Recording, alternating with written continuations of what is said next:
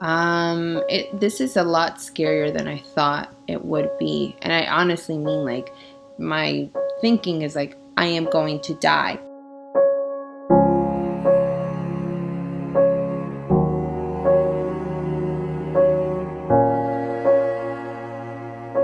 Part of rebuilding a healthy relationship with myself has a lot to do with food.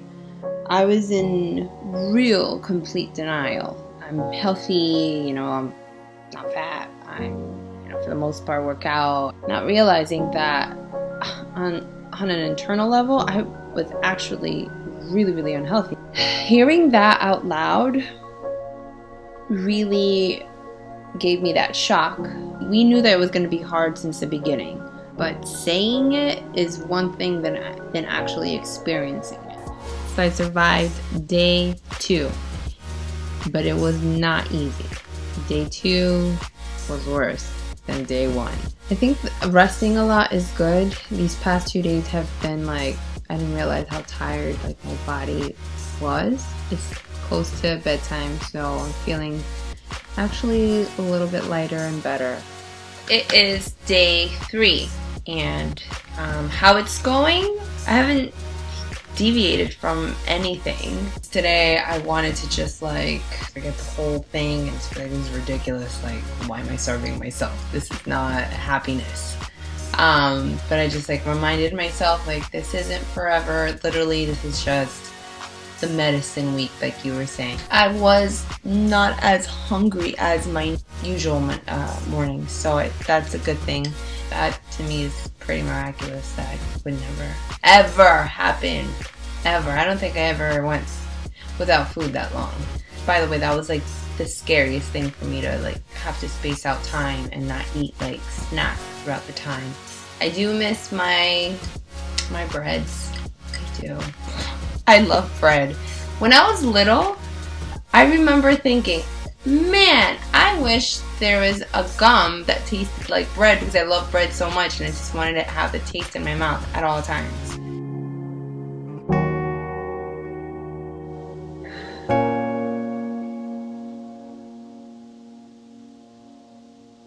I think it's hard because as I work on the food restriction, I also think about what are the things I need to restrict or need to change in my life.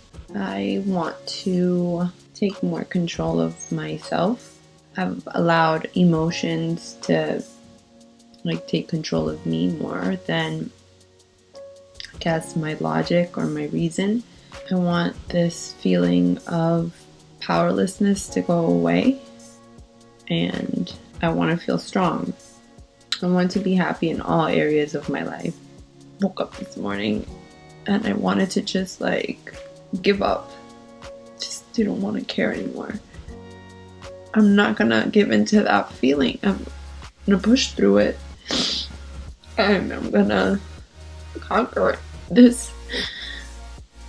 I guess crying is normal, right? Maybe my body's also detoxing a lot more.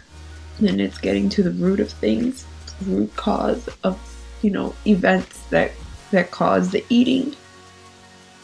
Or, the need to want to numb things and feel good immediately. Today I could go without bread, but I do want rice. I want rice.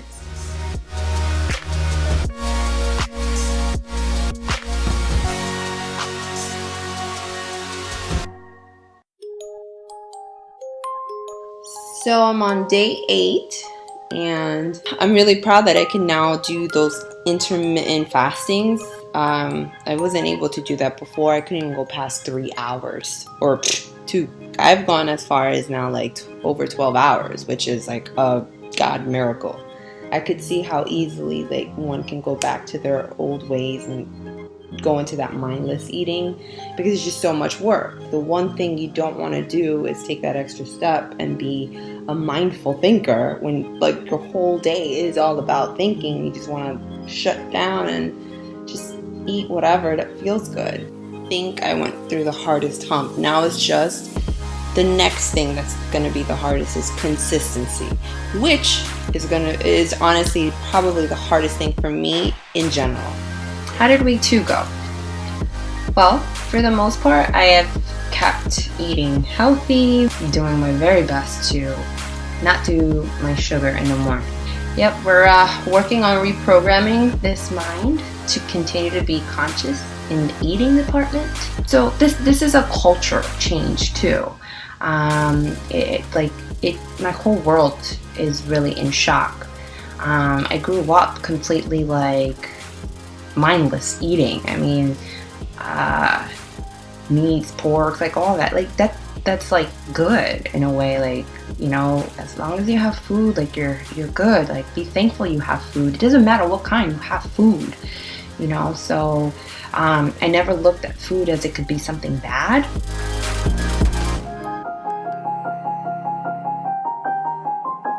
Week 3 has been the first week that I've actually gone without sugar in my coffee, and never in a million years did I even think that would happen. And you saw the struggle, how like, don't even touch my sugar. That's like especially my coffee. Maybe other areas I'm like, okay, I'll cut down on the bread and the pastas and all that stuff, but not my sugar in my coffee. Like, it's just one little one. What's that gonna do? So I did a little experiment for myself, because I'm a visual learner and I have to not just only see on my body, but I also have to see like what I'm consuming in all actuality. Just one of these a day looks like this in a week. So I'm like, whoa, I mean, that's still something. So I'm like, all right, what does that look like in a month? So in 2 months, it's a full one of these. Basically, in like a couple months, I'm having a box of sugar.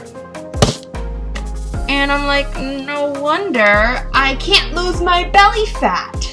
Just making little changes can legit go a long way. I haven't perfected this keto thing and the intermittent fasting. You know, I have really tried my best, but you know, whenever I have failed or haven't like followed through exactly as I wanted to do, I just remind myself, like, you know, it's about progress, not perfection, and you know, what are permanent changes that I can make.